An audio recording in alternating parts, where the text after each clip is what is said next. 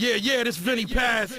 You're listening to Anno Domini Beats, the most hard body shit in the world right now.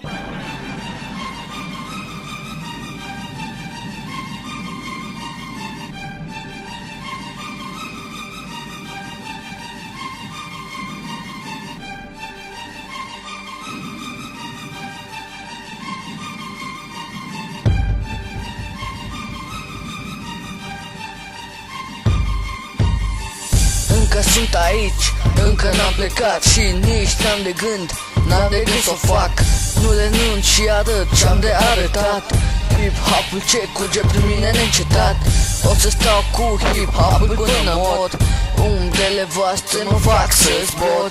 Muzica mă hrănește și mi-e dor. În fiecare secundă de vibrația din panelor. Las țigara că acum e scrum și încep să muncesc la un nou album. E imposibil să mă las de acum, că văd totul în ceață, e mult fum. Merg mai departe, singur știu că pot. Încă sunt aici și dau pe față tot. De gangsterii de tastatură mă doare în cot. Rămân aici, n-am nevoie de vot, că tot ce am învățat să fac. Să nu mă iau după spusele lor, să tac. Să nu mă dau în spate și să contraatac. Nu tac, nu mă retrag, n-am nimic de iertat. Atunci simt sentimentul de supremație. Trăiesc cum vreau dintr-un film de animație. Tot aici în curând cu o formație. Crezi că învăț ce ea creație? Nu mă las pe repede, continui să cânt. Continui să compun, să știu cine sunt. În exterior sunt tânăr, dar pe interior cărunt. Și n-am să uit niciodată în amănunt. Sunt exact ca un nebun învingător, care dă sfaturi bune tuturor.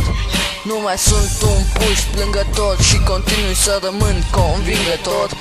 Doar eu am văzut realitatea, tot eu am încercat să-mi fac dreptatea. Am reușit în sfârșit să înving moartea și să-mi pun pe cer propria stea. Sunt doar rapul care vă spune, așa va fi mai bine, va fi pe bune. Așa va fi mereu, zile mai nebune. Pe oriunde trec voi lăsa în urmă că bune. Închei aici, ascultați în continuare muzica mea de distracție sau fericire. Nu e muzică oarbă sau de nenorocire. E prea mult fum, am nevoie de aerisire.